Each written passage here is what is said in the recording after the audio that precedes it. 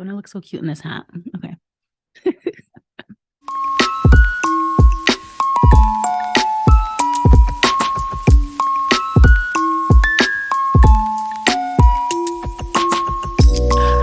y'all, hola todos. My name is Franca. I am your host. This is Francamente, the podcast. I'm so excited to be here with you. Thank you so much for listening. And without further ado, let's bias your football content. Hello, what is going on? What is going on? Welcome to another episode of the best podcast on earth. Real Francamente, the podcast. I'm so excited. You know, I had every intention for this episode to be a Galliano episode. I was excited to give the content a little break, but unfortunately the football god said, no, you got to talk content this week. So we have changed courses. This is happening live. This is breaking news. This isn't a Galliano episode, but we'll do it. We'll do one soon.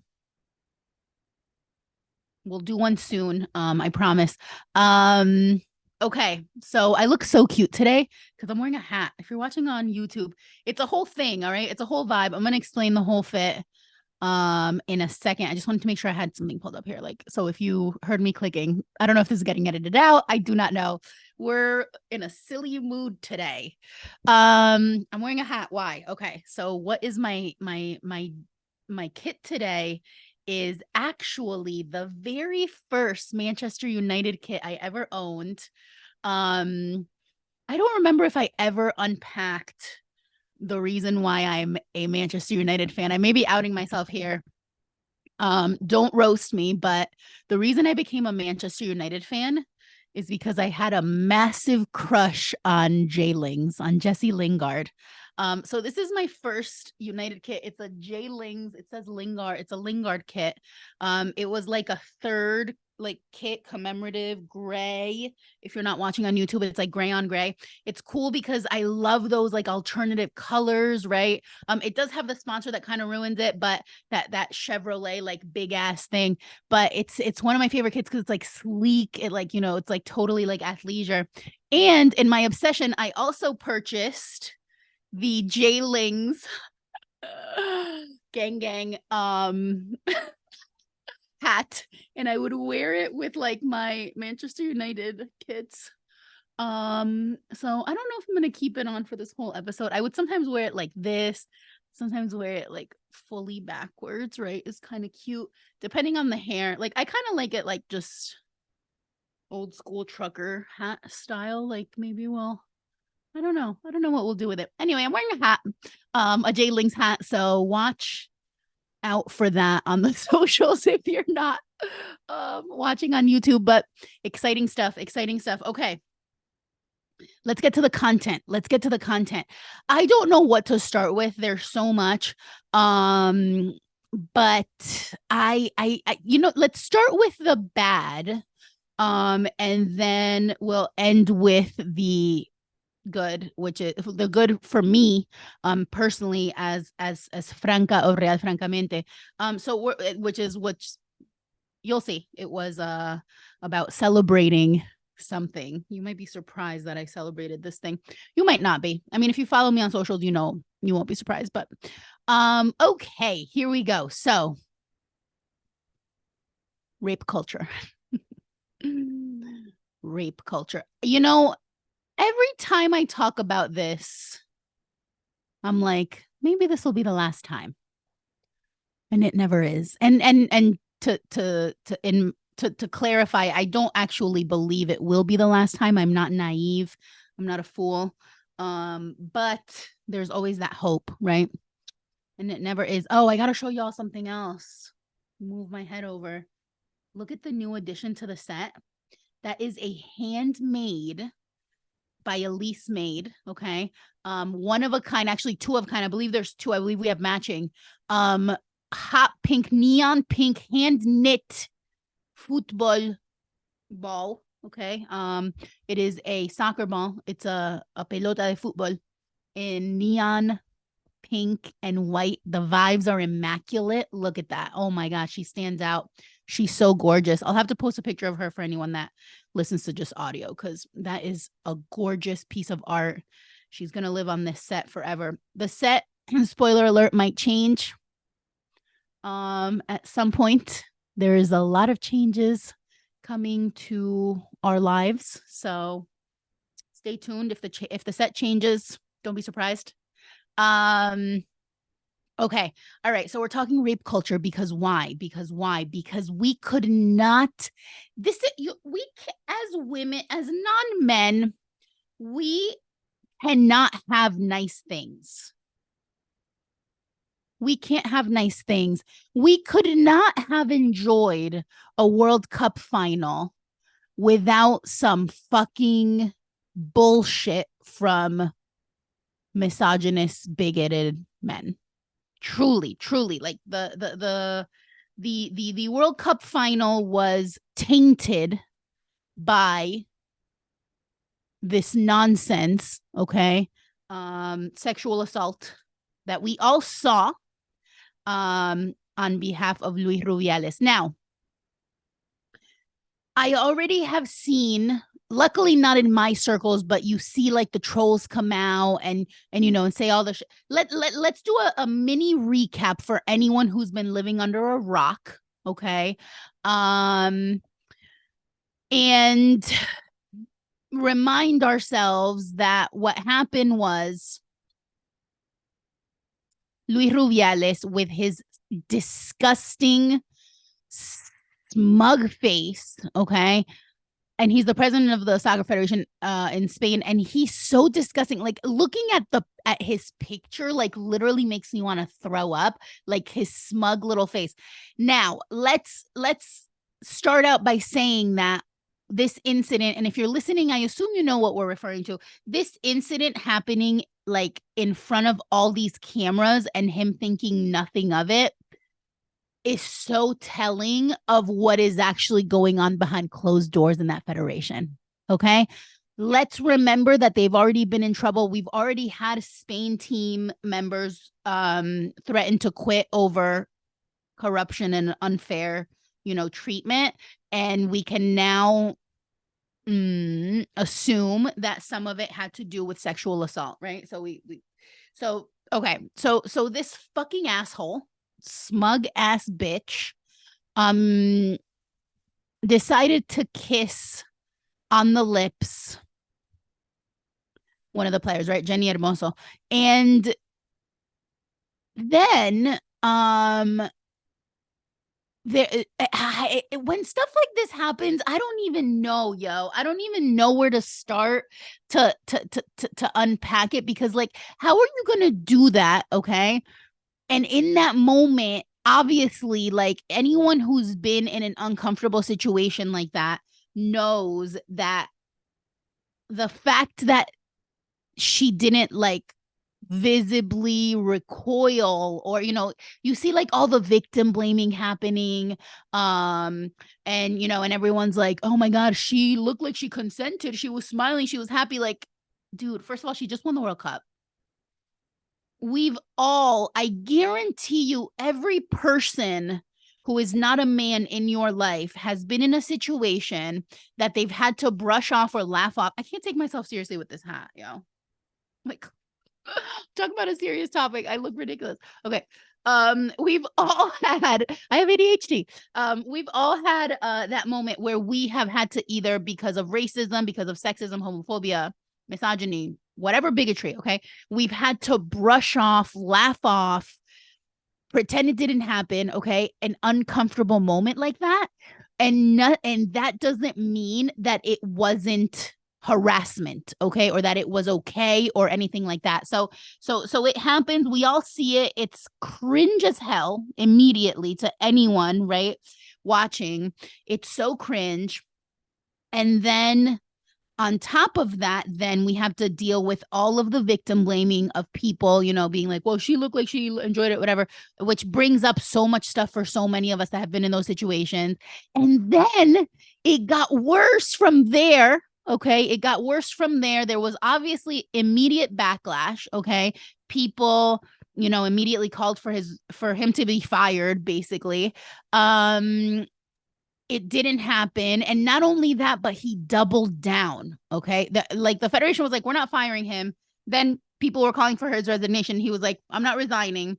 But not only did he not resign quietly, okay, he went full on double down tyrant Francisco Franco emulating, like big self-victimizing, narcissistic, like, oh my God, poor me. This is being blown out of proportion by these feminists, and I didn't do anything wrong, and I will not step down. I will not. He looked like a fucking like tyrant, literally, like just unhinged, defending his actions. And I think what was the worst part of that tantrum is the way that many prominent members of that federation or slash like former players or, you know, people who were in the crowd applauding him, right? I think that's, for me, that's always the worst part, because like obviously the assault is bad, the harassment is bad, right? And the bigotry is bad. And that's that's like the lowest, that's like the bare minimum is calling out how bad that action is, like, and we all should do it, and we immediately should, like, that's a black or white thing, like it's wrong, it's blatantly wrong, right? For me, it's always like in past cases of like rapists getting, you know, found not guilty and all that stuff, and like I always say this, like the worst part is the people that continue to openly support it, right? And to openly be like, yeah, you're right, you're just a victim of these feminists and like whatever bullshit they were saying. It doesn't sit right with me how many prominent figures supported him not being fired or any sort of consequences. Then we started to see the way that people like Hector Bellerin, who I think was the first, he might have not been the first. There were a few that started to come out to be like, okay, like this is, you know, Hector Bellerin, not to give any man any credit at all, right? Because like really, we're not doing that on this podcast, but for standing up for basic human rights. But Hector Bellerin has always been on the right side of history on that front. So we can recognize that in a world where people are openly supporting rapists, right? You know, like we'll recall that famous episode title, "You could have just shut the fuck up." Could have just shut the fuck up, right? In a world where you could have just shut the fuck up, now going in the other direction, right? Hector Bellerin never does keep his mouth quiet, you know, keep his mouth shut on just basic. It's obvious. It's obvious to me. It just feels so insane that we have to sit here and act like it's so radical, and we have to give Hector Bellerin props for standing up for what's like so blatantly right. But that is the world we live in, right? That's the world we live in. So anyway, so we've got all these supporters and like all of this, like, you know, what's going to happen? Will they, won't they? It was so bad. Okay. Imagine this. Okay. It was so bad that FIFA, the most corrupt organization on the planet, okay, had to step in. Imagine doing something so horrendous that Mr. What did he say? He was like, I feel African on the inside. Remember that whole debacle? The president of FIFA, he was like, I feel African and I feel gay, and like he was like trying to be inclusive, but it was like a whole disaster. That man, okay, had to come and be the morality police. That's how bad this was. That's who you're getting to be the morality police in this case. You know you done fucked up, right? You did. This was out in the open. So there was all sorts of crazy stuff, like Luis Rubiales's mom like locked herself in a church and went on hunger strike, she said, until like her son was unfairly, you know, like until her son was, you know, fairly, you know, like acquitted or whatever. And this, you know, begs the nuanced point of mothers of sons and their complicity in rape culture, right? Like, if like this is a tired and true, right, phenomenon. um a mother of a son will defend her son's actions, as deplorable as they may be, to the death. And that helps us further this injustice. And that's a problem. And we need to talk about that, right? Like, women's complicity sometimes, whether it's, you know, their son, their friend, their, oh no, I've never seen him be violent. I've never experienced it. Like, this must be okay. You know, like, oh, like, it's cringe, but she legit, it's like a cartoon. It was like a caricature. She legit said, you know, she like locked herself in the church. Like, that didn't last long. There's some like fun memes and tweets about it that are really interesting. And so, like, but like, they're making a mockery of a very serious situation, okay, where literally, like, these women's, oh, and let's not forget too, because like, I forget, because like, stuff's so obvious, like, it's like obviously always on my, you know, on my radar, so I forget to like mention these key moments. The entire team threatened to quit.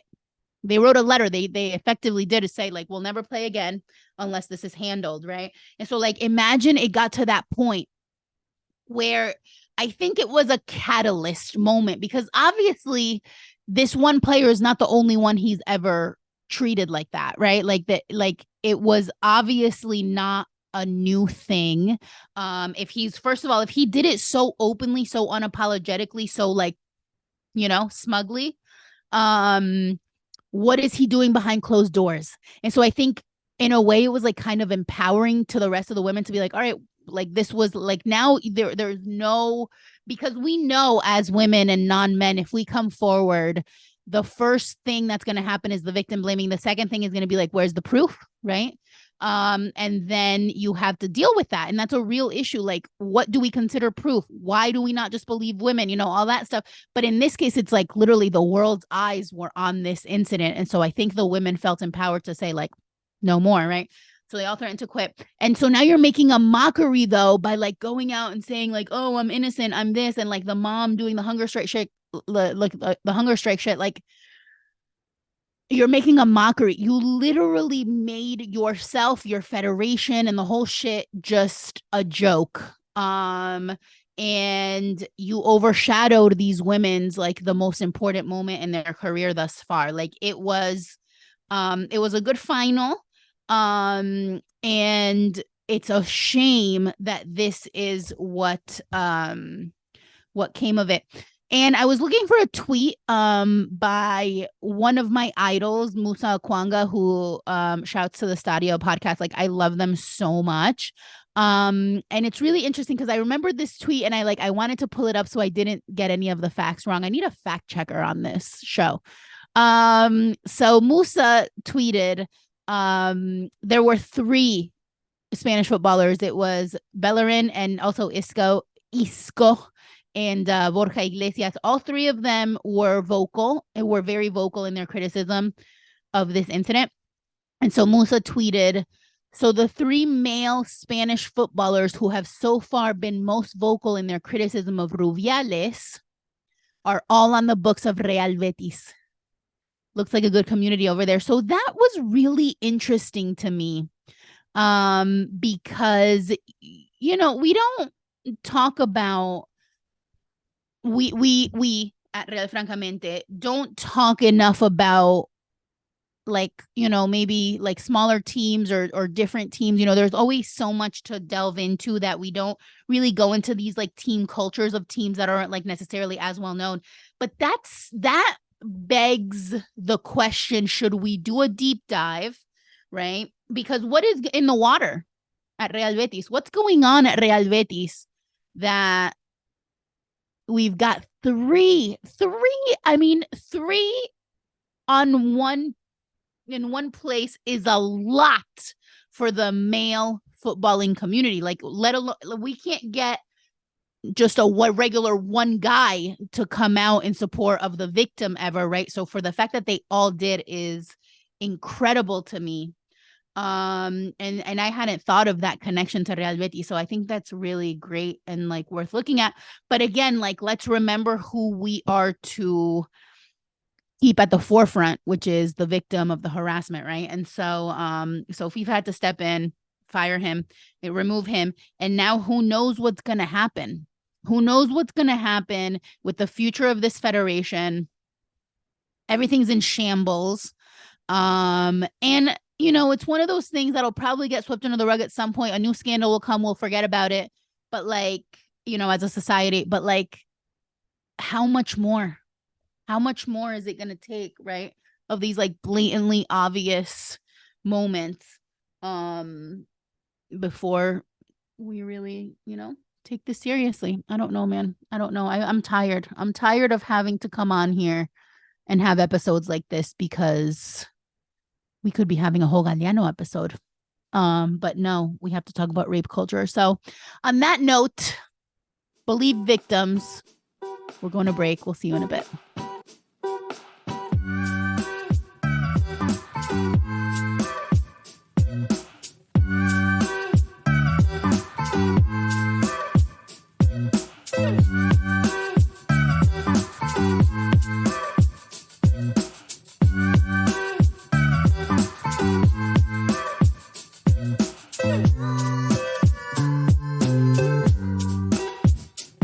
Hey, what's going on? It's DJ 525 here, and you're listening to the best podcast on earth, Francamente. Be sure to follow on Twitter and Instagram at Francamente. Check out the website for more content, www.realfrancamente.com. Subscribe on your favorite platform, leave ratings and reviews. Bias your football content. We are back. We are back. So I have a little bit of a bridge content to bridge us to the joyful bit of this episode. And like that's kind of like this is joyful and also is that bridge with like the political, right? I am so impressed. This is like might seem random, but I promise it isn't. Fútbol y Política posted it and I just think it's so beautiful. Lazio, the fucking La Lazio, right? The fucking fascist Nazi team in Italy, which still is proudly you know, like openly proud of their connections to fascism, Mussolini. Like they don't try to like deny it, right? It's the most fascist team in Italy and like one of the most fascist in Europe. Played in Champions League against Celtic. Is it Celtic or Celtic? Because like now I'm gonna worry about it. Okay. Anyway, and the tifo that Celtic put up is so brilliant. If y'all have not seen it, look it up. They have a poster of a hanged man. And then it says follow your leader. But not only do they have that poster, they legit made tifo, like actual tile tifo of these images, and then you know a curse word in Italian to Lazio. So like unapologetically Lazio a fanculo, right? Unapologetically calling out fascism.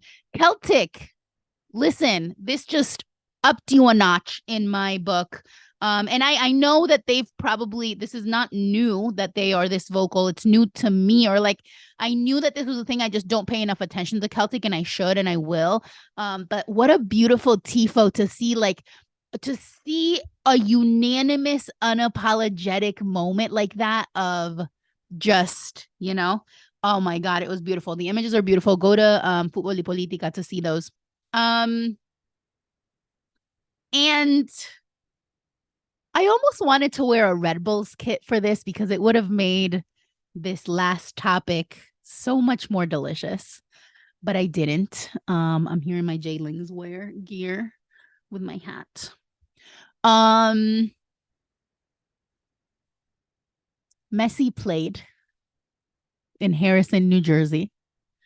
Messi played the Red Bulls, y'all. What a beautiful fucking experience that was. I did not go. First of all, I have no desire to go to a Red Bulls game, but like I would go see Messi, but like the tickets are out of control, and fundamentally and philosophically, we're not like I'm not even playing that game, right? Messi came to play in Harrison, New Jersey, where the Red Bulls play at Red Bull Arena. Shouts to Red Bull Arena, though it is a gorgeous stadium. Okay. And it was and and he had Red Bulls fans screaming, crying, and throwing up.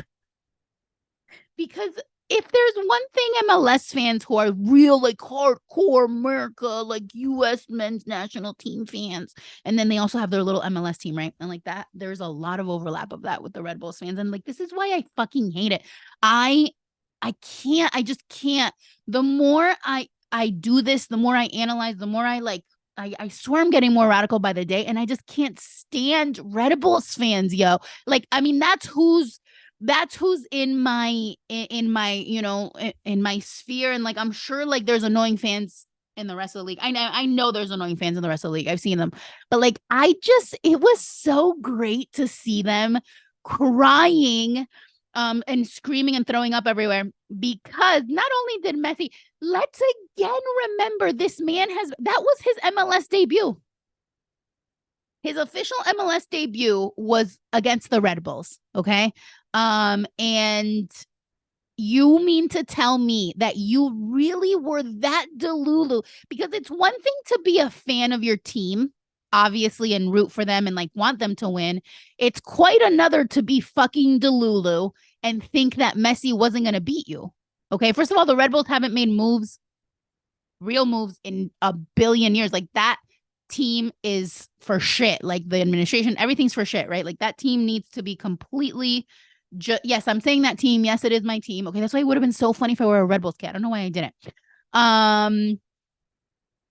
How are you that delulu that you got to that point of crying, screaming, and throwing up when the obvious happened? When this man has been in the United States, okay, the man, all right, has been in the United States for what, a day, and he's wreaked havoc.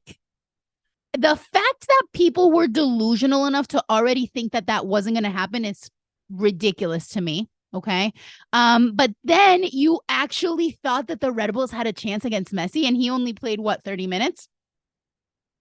So what I found the most delicious was that the Red Bulls account. So first of all, everyone's already like, oh, sell the team. Like, they're literally having tantrums all over the place, grown ass adults. Okay. Sell the team. Yes, I have been saying sell the team since they bought the team, since Red Bull has, but these people we're not the same, right? Like, these people are not my people, because it's not for the same reason that they want this. Okay, so Messi scores. The Red Bulls account tweets Miami goal, that Messi guy, which I think is an adorable tweet. I don't think that's pro Messi. I think as a fucking MLS team playing Messi and you're running the social media account, like, it would be absurd to not expect something like that. I think that's so mild. I do not think it is in any way pro Messi, or like, it's just the reality of the situation. This man is wreaking havoc on the league. You should be honored that Messi scored on you. That's my opinion. And my opinion's correct, obviously, right? You should be honored that this man has set foot on your grass and scored on you. Shut the fuck up. All right. Shut the fuck up. But then that tweet is so mild, and everyone's in there like, yeah, so the team, have some shame, and all this bullshit. And I just thought it was so delicious. I legit cheered against my team, because in that scenario, the Red Bulls represent everything I can't stand, which is imperialism, capitalism, US centrism. And Messi represents everything that's beautiful about the sport. And so I just, oh my God, it was chef's kiss. I was eating it up. I was so happy, right?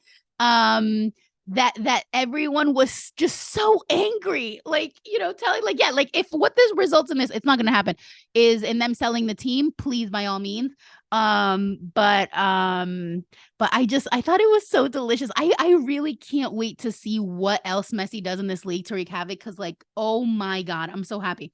I'm so happy. On the Red Bulls front too, though, one of the things that I loved to see, not love to see because it's sad, but like Savarese got, sacked from Portland, which, like, he is a Metro Stars legend.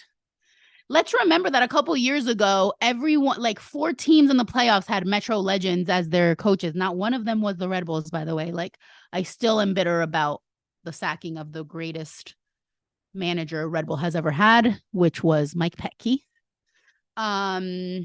Metro legend.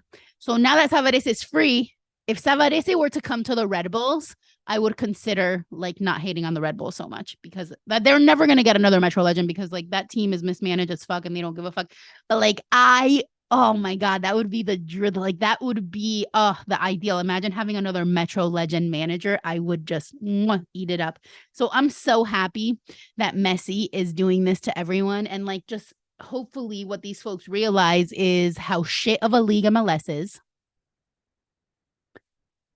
how amazing of a player Messi is. Like, literally, he's not of this earth, right? And my close personal my close personal friend Ray Hudson, whomst follows me on my personal account and on the Francamente account, like, it is like, he's living his best life. People like Andres Cantor, he's living his best life. They're it's such, like, a joyful thing for me that I don't think I will ever stop talking about it. But ironically, I will stop talking about it for now because we've reached the end. But I'm so excited to see what other gifts we have coming from the man, the myth, the legend that is Lionel Messi. So thank you so much, and I will catch you on the next one. Thank you so much for listening today. I hope you liked it. This has been Real Francamente, the podcast. My name is Franca. I'm your host. Be sure to follow us on Twitter and Instagram at Real Francamente on both. Check out our website, www.realfrancamente.com. You can find lots of content there, or contact us directly with any questions or comments. All links and ats will be in the show notes if you need them or want them, and for ease of not having to spell them yourself. Please subscribe on your favorite platform and maybe leave us a rating and a review if you like it. Share with your friends, and don't forget to buy us your football content. Gracias y chao.